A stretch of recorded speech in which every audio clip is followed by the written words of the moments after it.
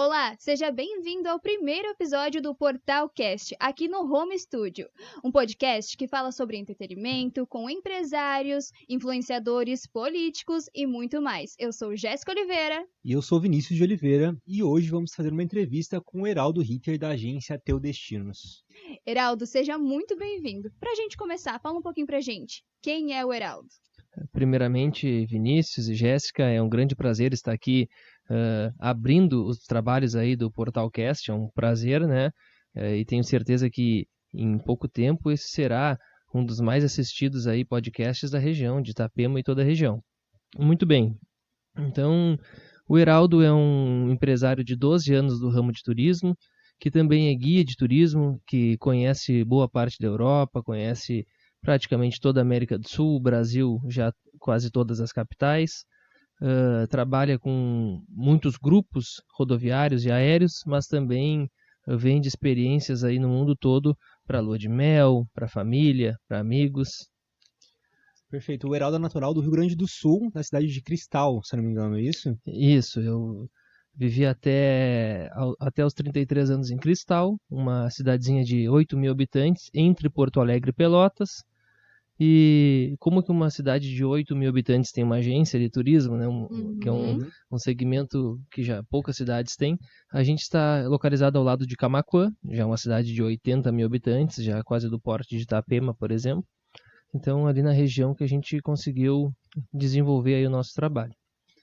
Heraldo, como você bem disse, você já viajou meio mundo, né? Se fosse para você indicar lugares, que você falasse assim, eles devem ir neste lugar, quais lugares você indicaria? Então, Jéssica, essa pergunta é muito ampla, porque cada pessoa tem um gosto. Por exemplo, muita gente agora nas férias está procurando ir para o frio, do Chile ou de Bariloche, por exemplo, né? Só que essa semana ainda atendi uma família que quer ir para o calor.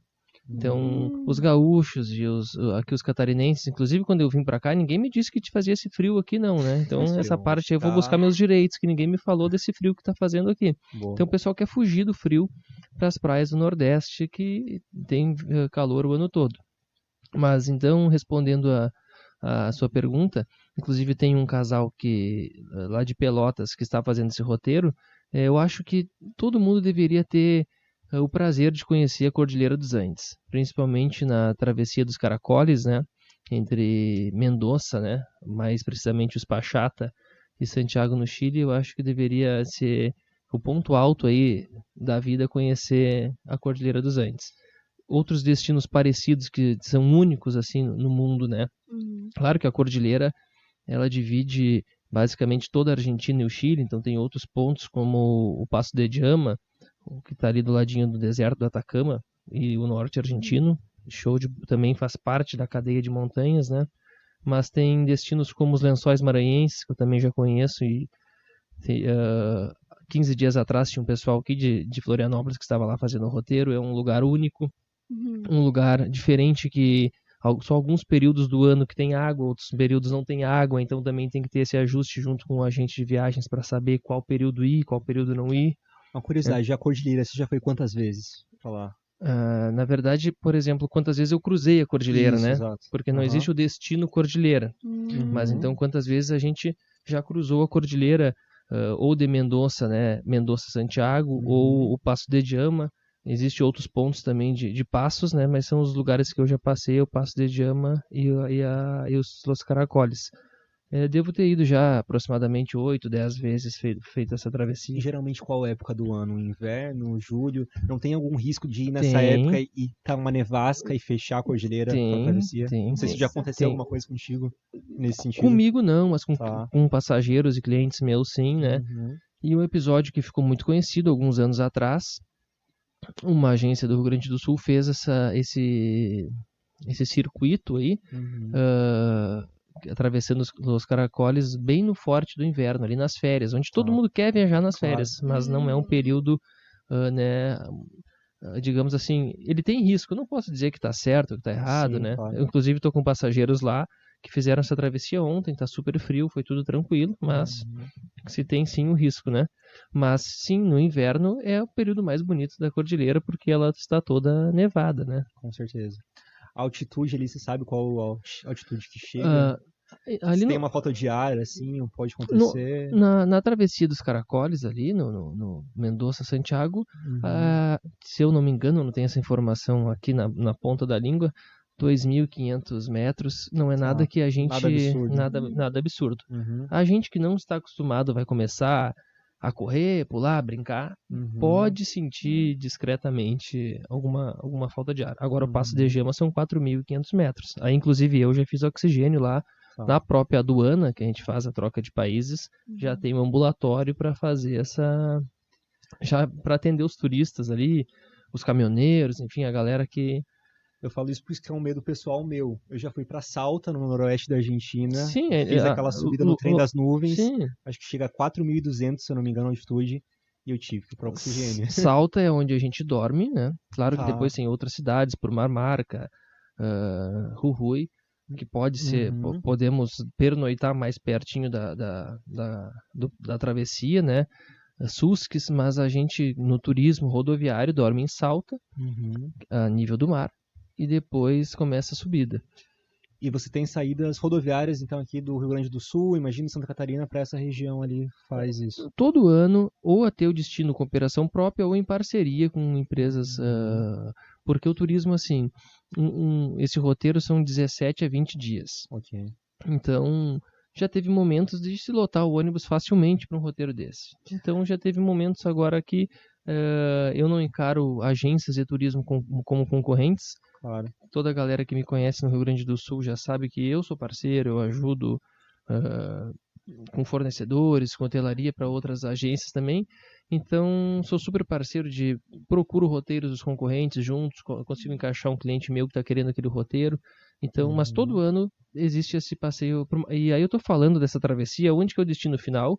É Machu Picchu, né? Então estamos falando dessa travessia da cordilheira ali, para acabar como destino final Cusco, no Peru, para subir o Machu Picchu, que também, ainda respondendo a pergunta da Jéssica, são lugares únicos.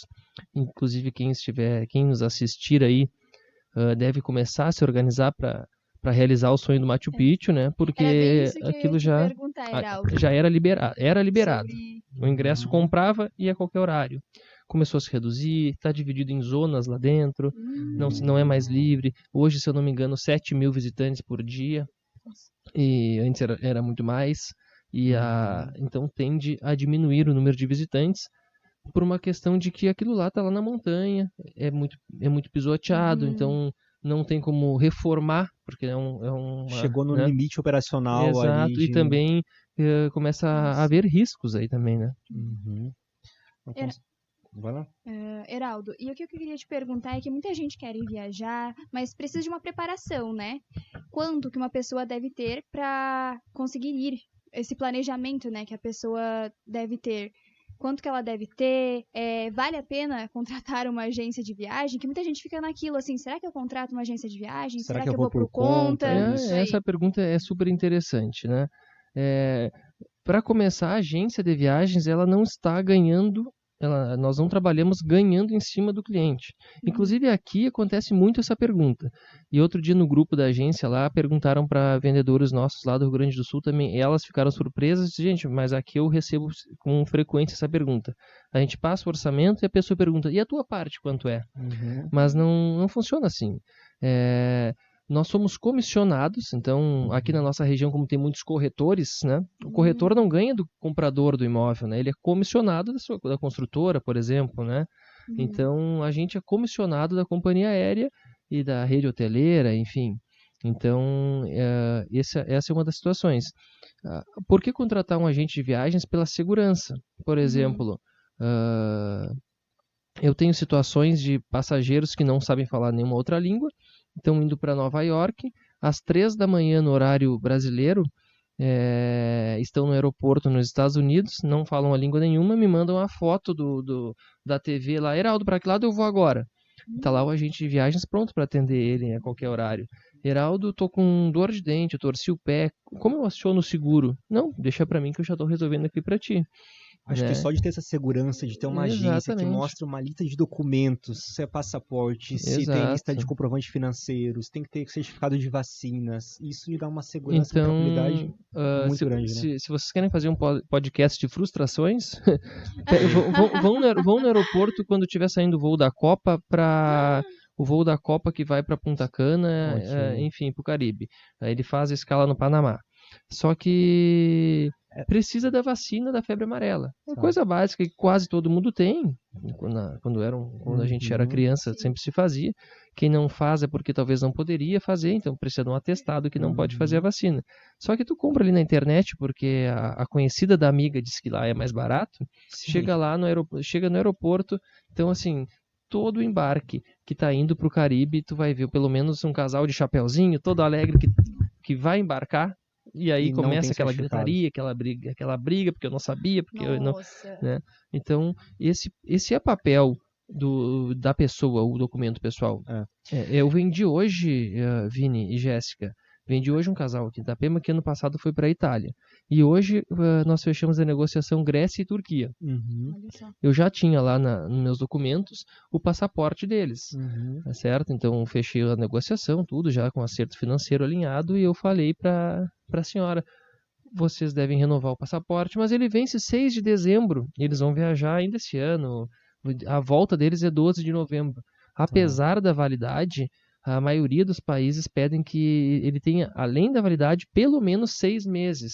Então, por exemplo, já não podem mais viajar. Caso aconteça alguma coisa com eles, eles têm que ficar no país, essa segurança... Isso, então, na verdade, eles não por isso, mas eles não iam poder embarcar. Entendi. Então, por exemplo, compraram na internet, porque é mais legal, porque me falaram que é mais barato, eu chegar e eu iriam perder cerca de 50 mil reais, porque não tem cancelamento. Documento pessoal é obrigação da pessoa, né? O certificado de vacina, inclusive, eu sempre falo, deixa dentro do passaporte, é muito mais prático, fácil. Exato, porque tu não vai usar ter outra coisa. Você não vai usar pra nada certificado. É isso aí. Tem uma série de documentaçõezinhas assim que tá lá na letra bem pequenininha do site que ninguém lê, que o agente de viagens tem a obrigação de falar. Para sair do país também, nessas excursões rodoviárias para o Uruguai ou para a Argentina, o menor de idade precisa ter autorização da mãe e do pai. No Brasil é só de um ou de outro, para sair dos dois. Então, na hora da venda, a gente já pede documento, nesse caso a foto do documento, aí está lá o menor de idade. Claro que é considerado filho, é filho, mas aí daqui a pouco tem uma situação de adoção ali no meio, um pai ou a mãe daqui a pouco já falecido, então tem um certo constrangimento. A senhora deve levar o comprovante de óbito e tudo mais. Então, não é tão fácil como parece. E para a Argentina, não ir com CNH. Sim, não pode, exato, acontece muito, exato. E agora ainda tem o documento no máximo 10 anos e tal. Seguro viagem obrigatório já para a Argentina, alguns países outros não é. Só que isso na hora que tu compra lá, simplesmente chegou no site da companhia e comprou, não tá escrito em lugar nenhum isso aí, né? Não tá. Europa... Eu vejo que a Jéssica tá bem surpresa com tanta informação, então, assim, gente, né? Tá sendo novidade pra mim, de verdade. Eu tô assim só absorvendo tudo que vocês estão falando. Perrengues de viagem, imagino que você deve ter passado por vários, teus clientes também devem ter que resolver essa situação, para eles deve ser meio complicado, né? Na verdade, perrengues de viagens não ocasionados pela empresa, né? Mas sim, também... claro. É natural da viagem. É natural da viagem. Eu sempre ressalto muito a importância do seguro viagem. A primeira vez que eu fui a Bariloche, por exemplo, com um grupo, uma senhorinha, na ocasião, fumava bastante. A Bariloche também não tem altitude que seja absurda, né? relevante, não atrapalhe nada o passeio. Mas ela fumava bastante. A gente usa aquelas roupas pesadas de neve, então, e aquele frio, e o cigarro, e aquela coisa toda. E então foi a primeira vez que eu me deparei com quão importante é o seguro viagem. Deixei a senhora lá na UTI. Porque bronquiolite, né, uma coisa assim. Claro que lá chamam UTI para situações mais leves. Aqui no Brasil, quando fala que tem alguém na UTI, a gente já acha que já tá de partida já, né? Mas ela ficou lá, não tinha um familiar com ela, então ela precisou ficar. Por sorte, tinha um brasileiro médico lá, então conseguiu contato com a família. Então são notícias assim, perrengues. Olha, vou ter que deixar a tua mãe aqui, enfim, né? Situações assim, né? Tive situações já de de caírem dentro do ônibus, se machucarem, né? Tá. Situações assim. Tem que ter seguro, não tem como, né? E tem países que é obrigatório, inclusive, né? Sem isso você nem entra. Exatamente. Um perrengue já com problema de operadora, já aconteceu comigo em Portugal e aconteceu também em Puno, no Peru, de chegar com o grupo para se hospedar, a reserva não estava feita ali naquele hotel, a operadora, no caso, não é a Booking, mas dando exemplo, assim, porque é o que todo mundo conhece. A Booking reservou um hotel, mas transferiu a reserva para outro, então tu já chega cansado, chega ali, aqui não tem reserva. Então até localizada, aquele estresse, aquela situação, né? Atraso de voos, imagino que deve ser uma coisa muito comum, né? Mas... Atraso de voos, eu já passei por um voltando do...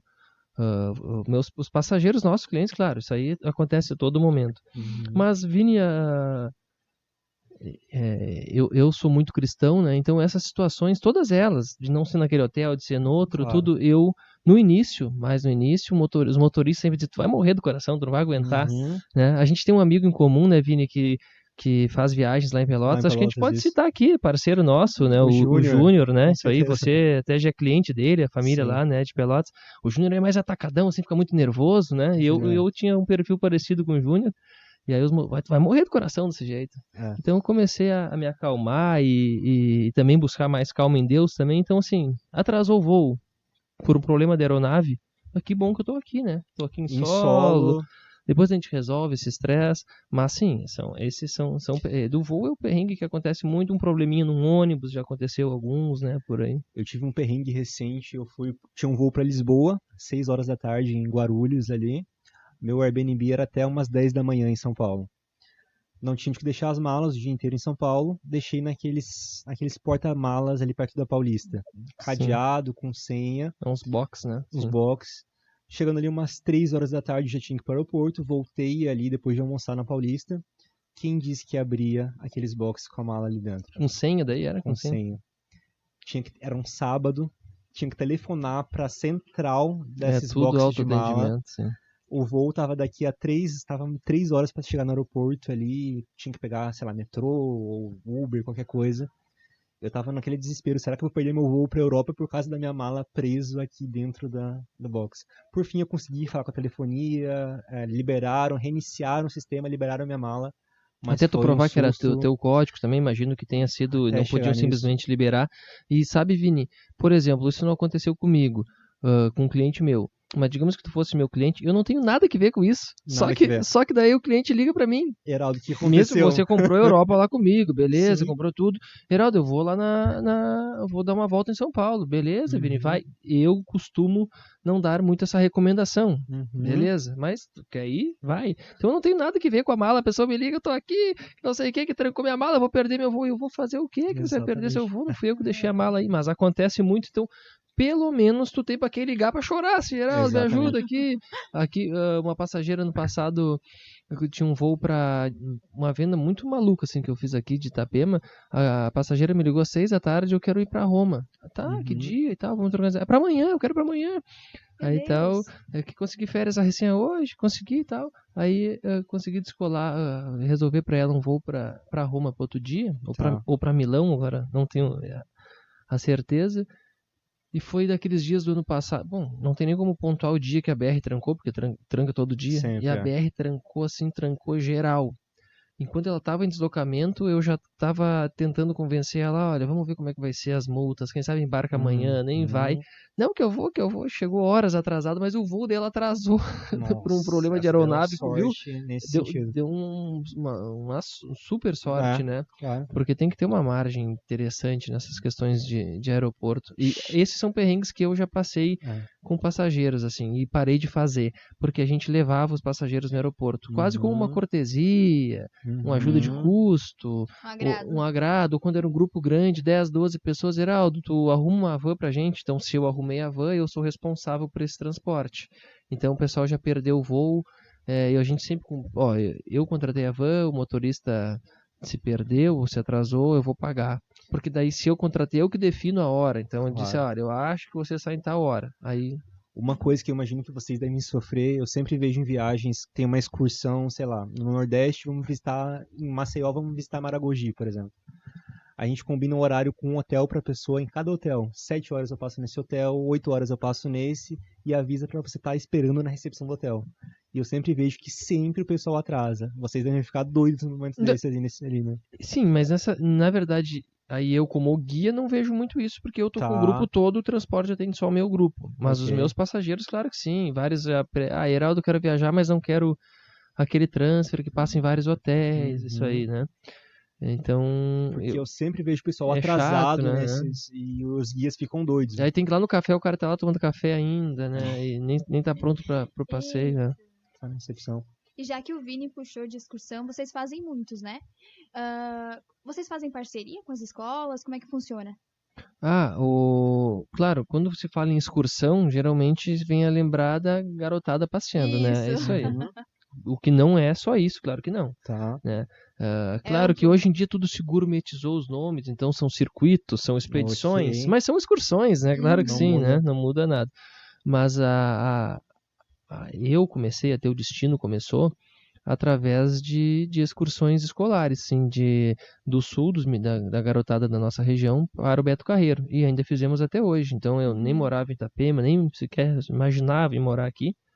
A gente começou com as operações escolares, sim, trazendo os estudantes, os formandos de terceiro ano e nono ano para Balneário, para Itapema, né?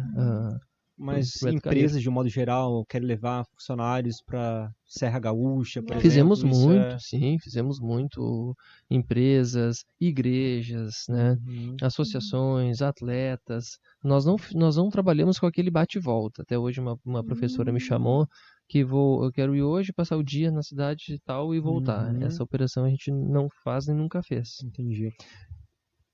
E, Heraldo, qual que é o erro mais comum das pessoas, assim, no geral, que eles fazem antes de viajar? Um erro comum da pessoa na hora de comprar, tu diz assim? Isso, na verdade, a pessoa que só procura preço é um erro comum. Porque daí ela vai comprar, eu vou pagar mais barato, mas não me importo com o horário do voo. Aí, quando chega assim naquele cansaço, vê que o voo é muito ruim, com escalas de um dia para o outro. Às vezes seria mais rápido vir de São Paulo para cá de carro do que pegar um avião, porque sai de São Paulo, ainda vai a Porto Alegre, volta para cá. Então aquela pessoa que o turismo tem para todos os preços, para qualquer pessoa, ele é aberto a qualquer pessoa que queira viajar. Só que às vezes vale a pena tu daqui a pouco economizar um pouquinho mais, né? Se preparar um pouquinho melhor do que fazer do que às vezes outra coisa, assim como eu tô falando do voo, enfim, eu falo do meio de hospedagem também, né? A pessoa busca às vezes que é o mais barato, aí fica um pouco longe, ou não é nada bem avaliado, acaba ficando porque via esse aqui mais baratinho, né? E esses são Por isso são que erros a agência comuns, é tão importante, imagino, né? Porque vocês vão saber de tudo isso, a localização do ponto, se tem fuso horário de voo diferente, se vai ter isso. Então é uma segurança muito boa. Por exemplo, a gente aqui em Itapema, o nosso mercado, esse mercado que a gente está trabalhando aqui, muitos empresários, também pessoal da área médica, tem muitos congressos, tanto no Brasil ou fora. Quando me procuram, Heraldo, eu preciso ir num congresso, numa feira em São Paulo, onde for, tal dia. Eu disse, não, você me manda o e-mail que você recebeu, né, o seu convite do seu evento, que daí eu vou ver aonde que é, exatamente aonde que é o seu evento, né? Porque é São Paulo. Aí chega lá na internet, bota Florianópolis, São Paulo, Navegante São Paulo, vai cair lá em Campinas, mais de uma hora de São Paulo, porque o voo ali que eu vi era mais barato, era para Campinas. Se não tiver trânsito. Se não tiver trânsito, eu peguei um Airbnb que falava que era pertinho do congresso, é pertinho de Uber, 2 horas, porque tem o trânsito, porque pega bem então na verdade, quase que dá para dizer de qualquer ramo, assim. Aquele cliente que busca só preço é um cliente que já começa um pouquinho errado, né? É muito importante, né? Eu tenho uma amiga minha que ela foi viajar pro Rio de Janeiro e ela não contratou agência, ela só foi num hotel que ela viu assim, e bem no fim ela fez parte do arrastão, né? Que acontece lá no Rio, ali, né? São Paulo. E é muito perigoso, né? Por isso que é importante isso da segurança, né? Das agências, escolher um bom local, né? Tudo. A gente nem faz parte do nosso trabalho, mas a gente tenta sempre, independente do destino que tiver, um passageiro tinha uma escala grande em Buenos Aires, perguntou se levava... O que tu acha? Para despachar os eletrônicos, mas eu também pensei em trabalhar, acho que eu vou levar o notebook. Eu disse assim, bom, se você vai levar o notebook, você não vai sair em Buenos Aires com uma mochila portando um notebook de trabalho. Já começa por aí, porque é perigoso, né? Agora, se você vai aproveitar a escala para dar uma trabalhada ali no aeroporto, show de bola, já vai preparado para isso. Tu vai ter quase um dia de trabalho e chegaria às 9 da manhã e só iria pegar o voo às 3 da tarde. Então, não, já leva o notebook para trabalhar. Agora, se pensa em pegar um táxi, dar uma volta, ir lá no Caminito, comer alguma coisa lá, não sai com mochila. Não é muito recomendável comer na região do Caminito, né? Isso. Porque é muito caro também ali, né? Os restaurantes são super faturados na região do Caminito. É isso aí. Então, a gente consegue dar esses conselhos de onde comer, de o que fazer, que daí vem a ser um conselheiro, né? Às vezes a gente aconselha a fazer uma coisa e a pessoa faz outra, tá tudo bem, né? A tua primeira viagem internacional, você se lembra pra onde que foi? Provavelmente você, como gaúcho, deve ter sido Uruguai ou Argentina, imagino, né? Buenos Aires, sim. Tá.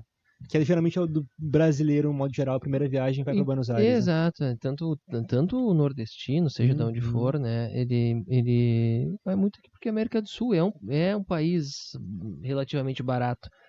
Lá as coisas não estão muito baratas hoje, mas tá um preço de Brasil. É um preço de Brasil. É o preço de Brasil hoje, né? Só que a gente está acostumado, o Vini acho que já foi algumas vezes a Buenos Aires, que a gente ia num restaurante, muito barato. O restaurante mais top da internet, o Bam Bam Bam de Buenos Aires, estava R$50, por exemplo. Exatamente, né? Era muito bom. A gente jantou, nessa temporada eu fui a Bariloche umas 3 vezes nesse inverno, desse ano, que a gente está falando, e tem um restaurante lá da família Wise, que é o restaurante mais tradicional de Bariloche.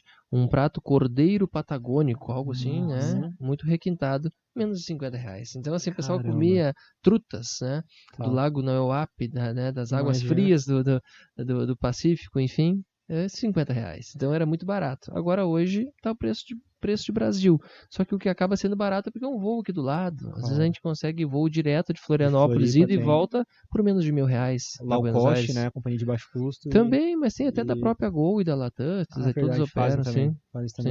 E o teu primeiro voo para fora da Europa foi? O primeiro voo para fora foi para Portugal. Aí eu peguei o voo em Porto Alegre direto a Lisboa pela TAP, que também tem aqui de Florianópolis. Tem de Curitiba. Então, quando o cliente nos procura para Portugal, às vezes até para Espanha, que é ali do ladinho um do outro, a gente, às vezes, o pessoal aqui de Itapema, né, quer ir para Portugal. A gente faz a cotação para Florianópolis, faz a cotação de Curitiba, que querendo ou não é aqui do lado, né? Então acaba vendo qual que é o melhor aeroporto para esse voo. Tem alguma comida na viagem que mais te atraiu em algum destino desses, tipo a Argentina, você falou ali do cordeiro, na Europa, alguma comida que você sente vontade de voltar para tal lugar pela comida, talvez? Então, tem muitas curiosidades, assim, sabe? Aqui, um dos motivos de eu estar muito feliz em Itapema, aqui junto com a minha família, é que a comida me dá prazer, assim. Eu gosto de vou em restaurantes, eu acho bacana, eu como, não sou... a nossa região serve muito bem isso. Não estou... por exemplo, eu quero falar isso sem me colocar assim que eu não tô nem aí para preço, não é isso, mas eu não costumo olhar muito o valor do cardápio. Se eu quero comer tal coisa, tô ali naquele restaurante que está na minha faixa de preço, mesmo que o prato seja um pouquinho mais caro, eu quero comer aquilo. Então aqui a nossa região nos serve muito bem todo tipo de coisa. Então a gente pode... a mim dá muita diferença porque eu vim de uma cidade pequena onde para comer sushi eu tinha que andar 100 km, por exemplo. Caramba. Então, né? Então aqui a gente tem sushi terça, meio-dia, vai ali até no mercado, compra qualquer hora que quiser, né? Pizzaria, escolhe qual for o gosto do modelo de pizza, enfim. Então isso é uma coisa que me atrai aqui. E nas viagens a minha família no Rio Grande do Sul lá, a gente vem de uma família de supermercado. Minhas irmãs agora, junto com meus pais, ainda tocam o mercado lá, então eu viajo para fora, mando sempre foto das vitrines para elas. Olha só que legal esse prato, inventem aí, fazer uma coisa diferente, né? As padarias na Europa. Na Argentina também é muito legal, as confeitarias, é sempre aberto assim na calçada, quase uma vitrine de loja, né? Então, na Argentina se destaca o pão, a massa, por causa do trigo. Muito do trigo que vem para o Brasil vem importado da Argentina, a carne, né? As empanadas, né? A massa. Então, na Itália, a pizza, que eu adoro pizza, foi uma experiência muito bacana que eu tive na Itália. Na Espanha, o que é diferente são as tapas, que nós chamamos aqui de pequenas porções, né, para se dizer assim, né, para o pessoal entender. Sei lá, chega, pede uma porção de... como chama aqui em Itapema? Chama aipim, mandioca ou macaxeira? Porque no Nordeste é macaxeira. Aqui é aipim, os cardápios. Sim. Tá. Então, uma porçãozinha de aipim, de polenta, não sei o quê. Lá não são porções, são tapas. Então... qualquer lugar, assim, nos restaurantes, tu pede, tu vai no mercado São Miguel, espero que não tenha em Madrid. É muito legal a opção também das vitaminas, de sucos, então aquelas frutas todas ali. E uma coisa que marcou, que eu não provei, né, no Peru, é o cuy. Cuy assado é praticamente uma preá, né? Quem vai nos assistir vai lá e joga no Google lá. Quem estiver nos assistindo, joga no Google lá, cuy, que é um prato típico da região de Moquegua, mas servem muito no Peru todo. Olhando, gente, é um rato. Tá. Né? Então, a gente que é guia, às vezes para agilizar num restaurante, uma coisa que é ajudar, lá, vamos agilizar aqui nessa parada, porque não tem paradouros como a gente tem a Rede Grau aqui, por exemplo, não tem nada disso, né? Então são paradouros, assim, são paradas, assim, que te servem Então a gente abre aquele freezer, parece uns ratos congelados, gente. E aí o Mercado São Pedro de Cusco serve, assim, a carne sem refrigeração, tá lá, assim, por tudo, os açougues são... aquilo é uma loucura, assim, mas eu não provei. Não provei. Eu sou meio medroso nesse sentido, mas apesar que eu gosto também em alguns momentos. Eu gosto de provar a culinária local, isso aí é um diferencial das viagens, né, com certeza. Uma coisa que chama atenção é a função dos resorts all inclusive, né, que o pessoal pede, e nós temos aqui na nossa região, aqui do lado, né, que é o Fazenda Gaspar, por exemplo. Para mim é um dos melhores lugares do mundo, né? E tá aqui do ladinho. E então ele é um all inclusive brasileiro, porque a carne é o churrasco, a sobremesa é aquele doce de chocolate que a gente gosta, né? Aquela comida, né? O doce é doce mesmo, a carne é a carne assada. Os drinks fazem com a fruta, com abacaxi, com morango ali na hora, né? E alguns resorts assim no Brasil tem essa culinária brasileira, né? E aí a gente vai para fora, e pode ser em resorts renomados, inclusive tem no Brasil também a rede Iberostar. Eu já fui na Bahia e estive em Punta Cana. É muito boa a comida. Mas aí falta de alguma coisinha, aí já não é nossa comida brasileira. A sobremesa, por exemplo, é tudo muito os bolinhos, não sei o quê. Não é aquela torta de bolacha, aquele sagu, aquela coisa Acho toda, que né? a Serra Gaúcha e Minas Gerais são os dois melhores lugares para se comer, talvez, no Brasil, assim. Vini, nós estivemos 20 e 21 de junho na Serra Gaúcha, fazendo uma viagem chamada Tour do Vinho, que foi exclusivo somente para mulheres. Foi a nossa primeira saída oficial rodoviária. Saímos lá de frente do Hotel 101, ali em Itajaí. Tivemos embarque em Balneário, Itapema e aqui em Tijucas. E então foram 40 mulheres, o Tour do Vinho somente para mulheres, na Serra Gaúcha. Fizemos Carlos Barbosa, Bento, Farroupilha e Caxias. E aí tivemos experiências gastronômicas lá muito bacanas, né?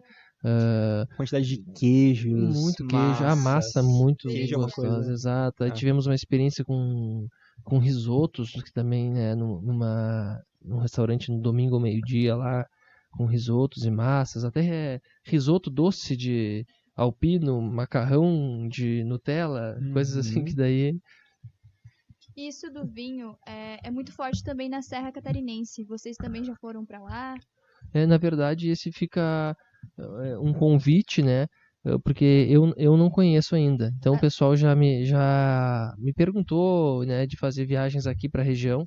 Eu agora sou catarinense, mas ainda preciso conhecer algumas coisas aqui na nossa região. O pessoal sei que aqui até na região de Itapema, nós temos trilhas e tudo mais, né?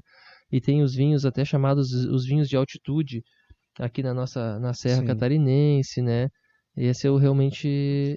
Eu não conheço essa parte do nosso estado, que se destaca não só pelas praias, mas sim, é o que mais se fala, que se vende mais, né? Na Serra Catarinense é o frio, as cidades como Lages, Urupema, né? Exato, eu não conheço. Frias. Você é de Lages, né? Eu sou de Lages. Você chegou a ver neve lá? Não sei se neva em Uma Lages. Uma vez só. Uhum, não, chuva congelada não conta. Não é chuva congelada, era neve mesmo.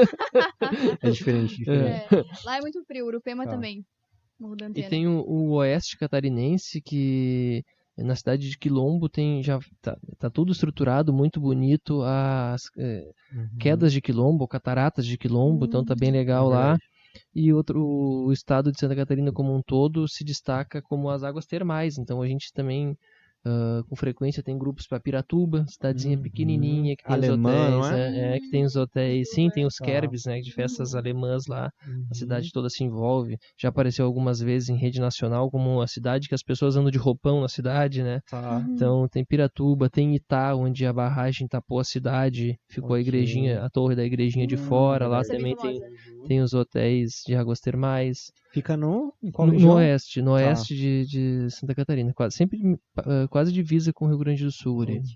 E, claro, um paraíso de águas termais talvez até mais famoso por já estar muito tempo em atividade é Gravatal, né? Você até está perto da gente aqui, relativamente perto, né? 3 horas de viagem até Gravatal.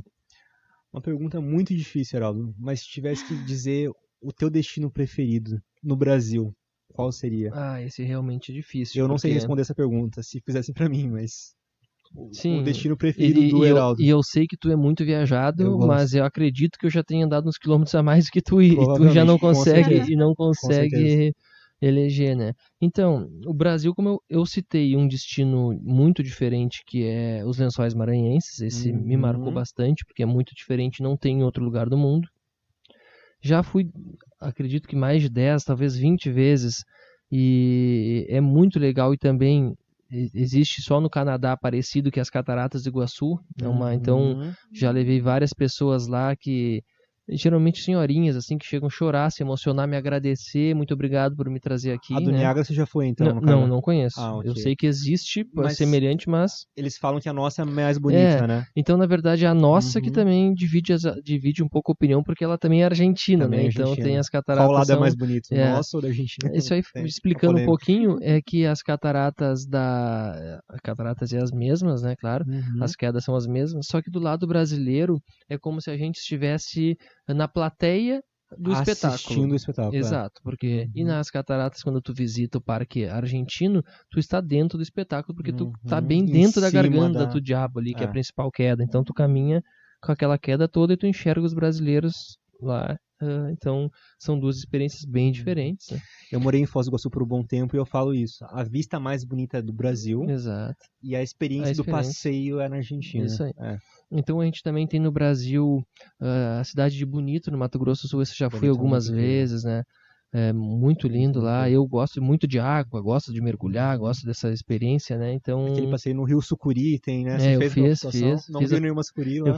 Eu não vi, mas passageiros nossos viram, assim. Tá. Então, é legal que os guias, eles têm várias fotos, só que eles não mostram. Eu acredito, como turista, gostaria de ter essa experiência. Sim, exato. Por exemplo, venderia para mim, eu saber que poderia encontrar. Só que estatisticamente, não, se tem cobra aqui, não, tenho medo, Deus, né? Então já não vende isso. Então se tu faz uma amizade com os guias locais lá, eles têm no telefone, né? E Bonito é uma cidadezinha muito agradável, né? Uma cidadezinha pequena. Eu fui no período de inverno, eu me lembro que tava uns 8 graus em Bonito, uma coisa muito rara no Mato Grosso do Sul.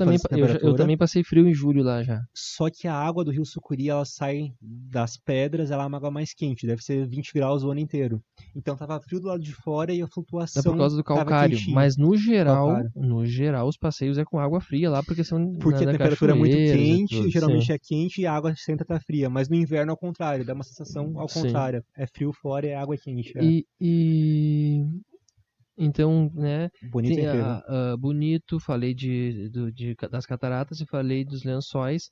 O Brasil como praias, assim, é difícil de eleger a melhor praia, mais bonita. Algumas têm mais estrutura, né, outras têm mais opções de passeio, né, tu fica num lugar, mas cada dia faz um passeio. Então tem muitas e muitas praias.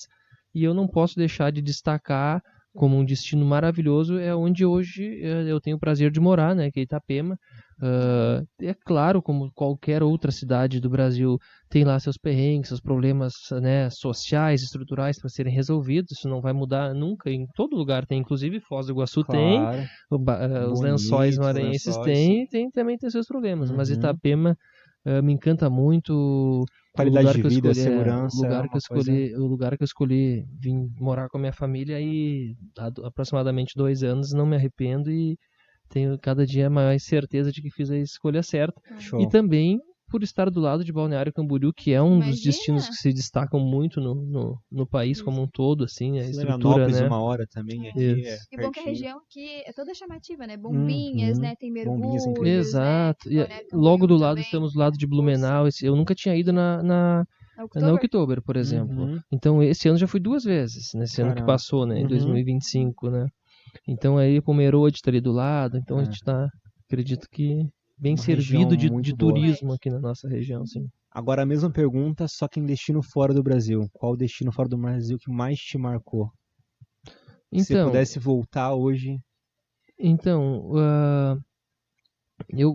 claro que as experiências na Europa, como eu falei, cada país, a Itália é diferente da Espanha, que é diferente de Portugal, claro que sim, cada país tem, né, é difícil escolher, mas eu acredito que eu ficaria com os nossos destinos aqui da América do Sul, né, como eu falei antes da Cordilheira, né, inclusive quando eu vendo os pacotes para Santiago aéreo, eu faço muita questão de incluir no roteiro do meu cliente a ida até a estação de Portillo, né, que é ali na divisa, para ter a experiência de subir os caracoles ali. Eu faço questão de incluir esse passeio no roteiro.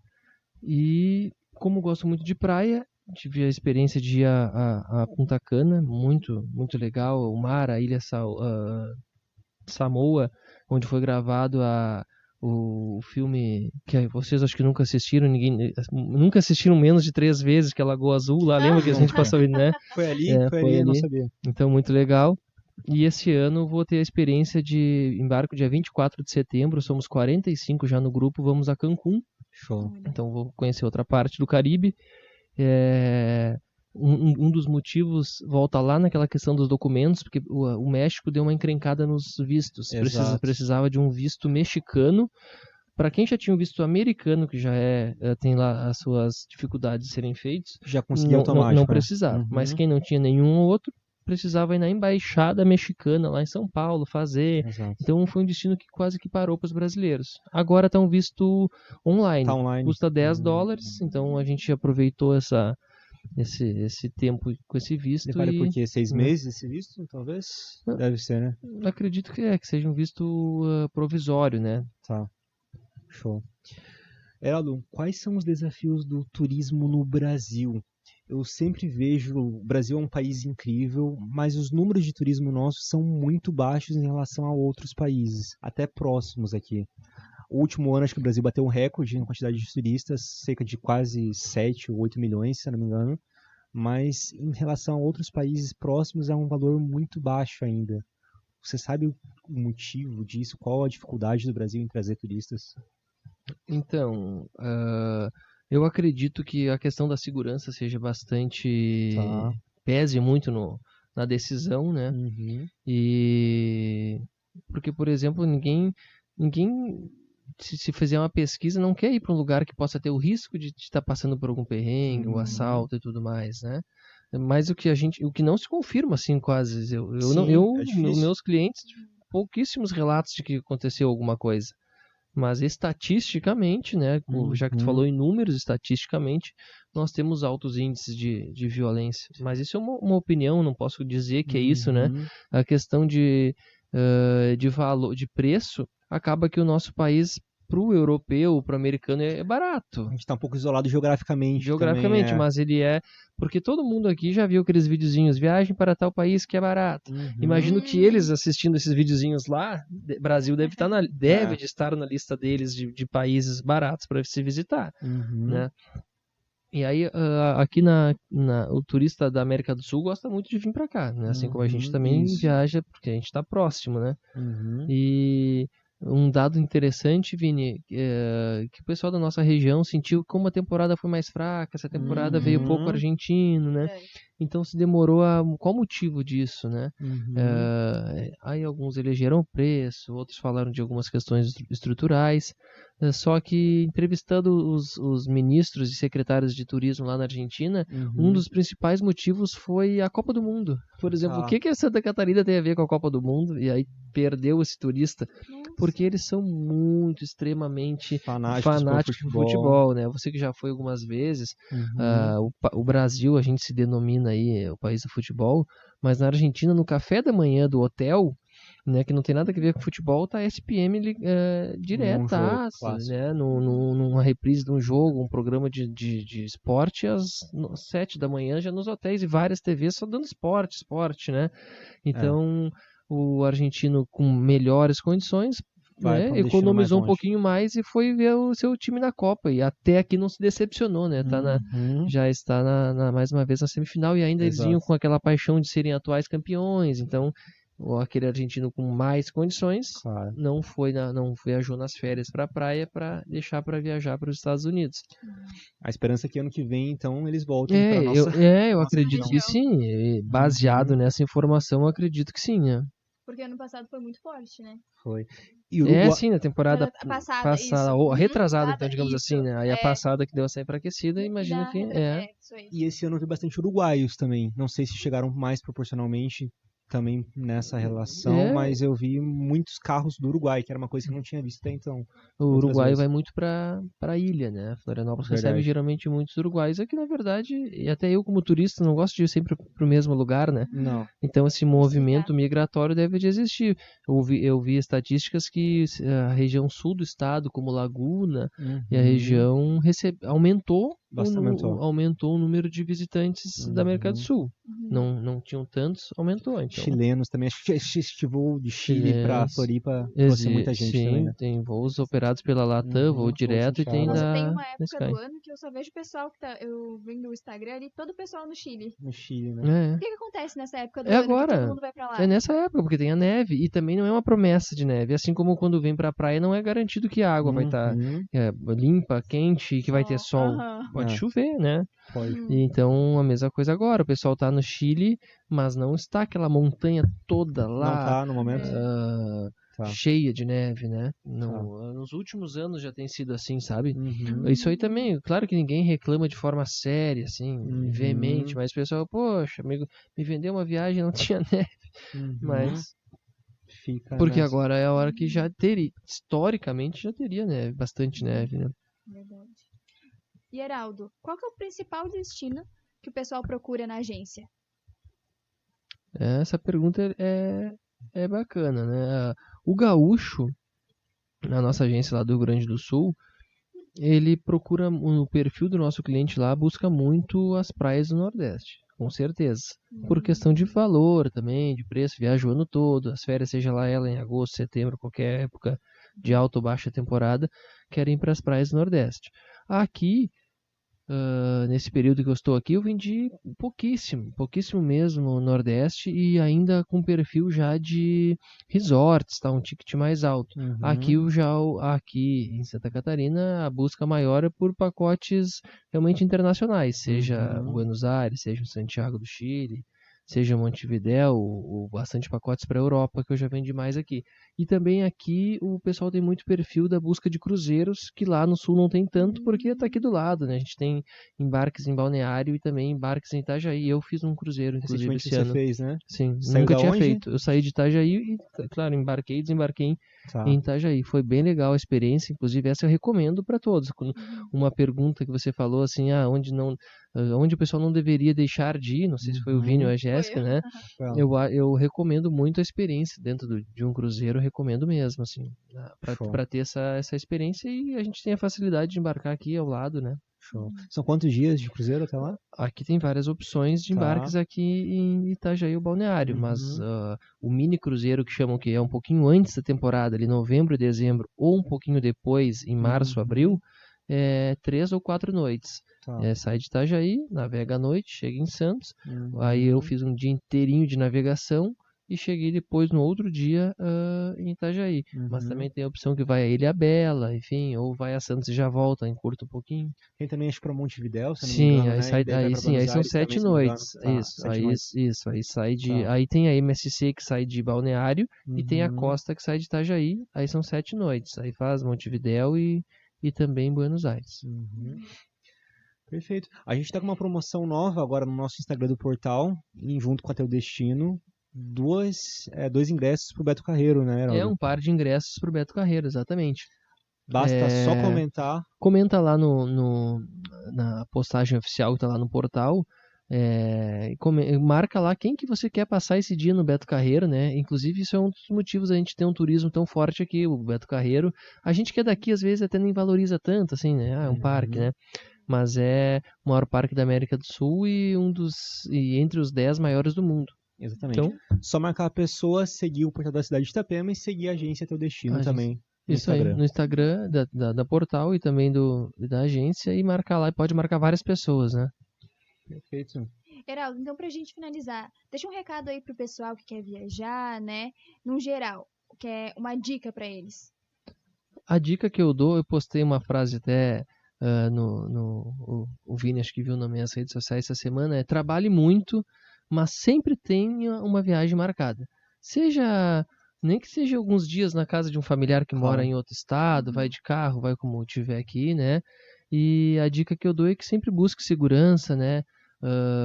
Se já tem aquele seu agente que te atende, né, que tem um bom relacionamento, segue valorizando esse profissional, que com certeza dê valor a esse trabalho, porque até hoje nunca deu problema numa viagem, mas em algum momento pode dar. E aí tudo que você economizou, achou que fez um grande negócio, vai por água abaixo a hora que você tiver um perrengue aí para ser resolvido. Entendi, Heraldo. Muito obrigada pela sua presença. O nosso primeiro podcast. É um prazer estar aqui, muito obrigado mesmo. Ele fez a estreia. Quando o Vinícius falou que teria um podcast alguns meses atrás, disse que algum dia eu viria, nunca imaginei que seria o primeiro, então é uma honra estar aqui e desejo vida longa aí ao Portalcast. Perfeito. Certinho, muito obrigada. Obrigado, Heraldo.